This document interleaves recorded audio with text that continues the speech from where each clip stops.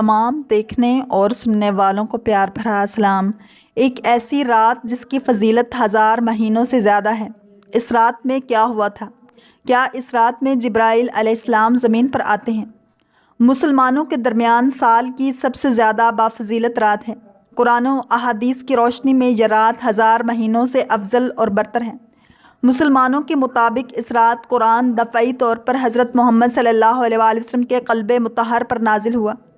رمضان المبارک کی راتوں میں سے ایک رات شب قدر کہلاتی ہے، جو بہت ہی قدر و منزلت اور خیر و برکت کی حامل ہے۔ اسی رات کو اللہ تعالیٰ نے 1000 مہینوں سے افضل قرار دیا ہے۔ 1000 مہینے کی 83 برس 4 ماہ بنتے ہیں۔ جس شخص کی یہ ایک رات عبادت میں گزری، اس نے 83 برس 4 ماہ کا زمانہ عبادت میں گزار دیا، اور 83 برس کا زمانہ کم از کم ہے، کیونکہ خیر من الف شہر کہہ کر اس امر کی طرف اشارہ فرمایا گیا ہے کہ اللہ کریم جتنا زائد اجر فرمانا چاہے گا عطا فرما دے گا۔ اس اجر کا اندازہ انسان کے بس سے باہر ہے۔ اللہ تعالیٰ قرآن کریم میں ارشاد فرماتا ہے، ہم نے اس قرآن کو شب قدر میں نازل کیا، تمہیں کیا معلوم کہ شب قدر کیا ہے؟ شب قدر 1000 راتوں سے بہتر ہے۔ اس دن فرشتے اور روح الامین اپنے رب کی اجازت سے ہر حکیمانہ حکم لے کر نازل ہوتے ہیں۔ یہ سلامتی والی رات فجر کے طلوع ہونے تک رہتی ہے۔ ام المومنین حضرت عائشہ صدیقہ رضی اللہ تعالیٰ عنہ فرماتی ہیں کہ میں نے عرض کی، یا رسول اللہ صلی اللہ علیہ وآلہ وسلم، مجھے بتائیں کہ میں لیلۃ القدر کو کیا دعا مانگوں؟ آپ صلی اللہ علیہ وآلہ وسلم نے ارشاد فرمایا، یہ دعا پڑھو، اے اللہ تو معاف کر دینے والا اور معافی کو پسند کرنے والا ہے، بس مجھے بھی معاف کر دے۔ لیلۃ القدر وہ رات ہے جو صاحبان ایمان کے لیے مغفرت و رحمت اور بخشش کا پیغام لے کر آتی ہے۔ عبادہ بن صامت رضی اللہ تعالیٰ عنہ سے روایت ہے کہ نبی کریم صلی اللہ علیہ وآلہ وسلم ہمیں شب قدر کے بارے میں بتانے کے لیے نکلے۔ اسی دوران 2 مسلمان کسی معاملے میں آپس میں جھگڑ پڑے۔ آپ صلی اللہ علیہ وآلہ وسلم نے ارشاد فرمایا، میں نکلا تھا کہ تم لوگوں کو شب قدر کے بارے میں بتاؤں، مگر فلاں فلاں جھگڑنے لگے اور اس کا علم اٹھا لیا گیا۔ مجھے امید ہے کہ یہ تمہارے حق میں ہی بہتر ہے، لہٰذا تم لوگ اس رات کو 25، 27 اور 29ویں رات میں تلاش کرو۔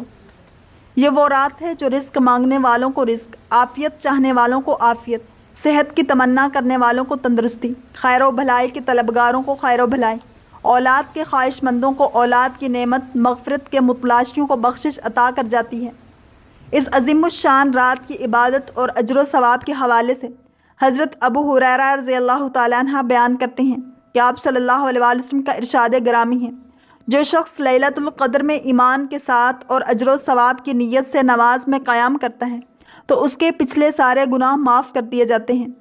حضرت انس رضی اللہ تعالیٰ عنہ سے مروی ہے کہ حضور اکرم صلی اللہ علیہ وآلہ وسلم نے لیلۃ القدر کی فضیلت بیان کرتے ہوئے ارشاد فرمایا، شب قدر کو جبرائیل امین فرشتوں کے جھرمٹ میں زمین پر اتر آتے ہیں۔ وہ ہر اس شخص کے لیے دعائے مغفرت کرتے ہیں جو کھڑے بیٹھے کسی حال میں اللہ کو یاد کر رہا ہو۔ شب قدر کی بہت سی فضیلتیں ہیں، جن میں سے پہلی فضیلت یہ ہے کہ اللہ تعالیٰ نے اس شب میں قرآن کریم نازل فرمایا، جو نوع انسانی کے لیے ہدایت ہے اور دنیاوی و اخروی سعادت ہے۔ دوسری فضیلت یہ ہے کہ سورت میں اس رات کی تعظیم اور بندوں پہ اللہ کے احسان کو بتانے کے لیے سوالیہ انداز اختیار کیا گیا ہے۔ تیسری فضیلت یہ ہے کہ رات 1000 مہینوں سے بہتر ہے۔ چوتھی فضیلت اس کی یہ ہے کہ اس رات میں فرشتوں کا نزول ہوتا ہے۔ فرشتے خیر و برکت اور رحمت کے ساتھ نزول کرتے ہیں۔ یہ رات سلامتی والی رات ہے، چونکہ اس رات میں بندوں کی عذاب و عطاب سے خلاصی ہوتی ہے۔ اللہ تعالیٰ نے اس شب سے متعلق پوری ایک سورت نازل فرمائی جو روز قیامت تک پڑھی جاتی رہے گی۔ شب قدر کی پہچان کیسے ہوگی؟ حضرت عبادہ بن صامت رضی اللہ تعالیٰ عنہ سے روایت ہے، یہ ایک رات چمکدار اور صاف ہوتی ہے، نہ زیادہ گرم اور نہ زیادہ ٹھنڈی ہوتی ہے، بلکہ بھینی بھینی اور معتدل ہوتی ہے۔ اس رات کو شیاطین کو ستارے نہیں مارے جاتے۔ آسمانوں کی طرف نگاہ اٹھا کر دیکھنے سے آنکھوں میں نور اور دل میں سرور کی کیفیت پیدا ہوتی ہے۔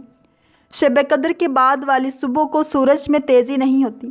اس رات میں عبادت کی بڑی لذت محسوس ہوتی ہے اور عبادت میں خشوع و خضوع پیدا ہوتا ہے۔ بعض لوگوں نے دیکھا ہے کہ ہر چیز سجدہ کرتی ہے، یہاں تک کہ درخت بھی سجدہ کرتے ہیں، اور اس رات پانی میٹھا ہو جاتا ہے۔ اتنی اہم اور بابرکت رات کے مخفی ہونے کی متعدد حکمتیں بیان کی گئی ہیں۔ ان میں سے چند ایک درج ذیل ہیں۔ دیگر اہم مخفی امور مثلاً اسم اعظم جمعہ کے روز قبولیت دعا کی گھڑی کی طرح اس رات کو بھی مخفی رکھا گیا ہے۔ اگر اسے مخفی نہ رکھا جاتا تو عمل کی راہ مسدود ہو جاتی اور اس رات کے عمل پر اکتفا کر لیا جاتا۔ ذوق عبادت میں دوام کی خاطر اس کو آشکار نہیں کیا گیا۔ اگر کسی مجبوری کی وجہ سے کسی انسان کی وہ رات رہ جاتی تو شاید اس کے صدمے کا ازالہ ممکن نہ ہوتا۔ اللہ تعالیٰ کو چونکہ اپنے بندوں کا رات کے اوقات میں جاگنا اور بیدار رہنا محبوب ہے، اس لیے رات تعین نہ فرمائی تاکہ اس کی تلاش سے متعدد راتیں عبادت میں گزریں۔ عدم تعین کی وجہ سے گناہ گاروں پر شفقت بھی ہے، کیونکہ اگر علم کے باوجود اس رات میں گناہ سرزد ہوتا تو اس سے لیلۃ القدر کی عظمت مجروح ہونے کا جرم بھی لکھا جاتا۔ اللہ کریم ہم سب کو دین اسلام کی پیروی کرنے والا اور عشق مصطفیٰ صلی اللہ علیہ وآلہ وسلم نصیب فرمائے۔ اگر آپ کو یہ ویڈیو پسند آئی ہے تو لائک، شیئر اور سبسکرائب کرنا مت بھولیے تاکہ ایسے ہی اسلامک انفارمیٹیو ویڈیوز آپ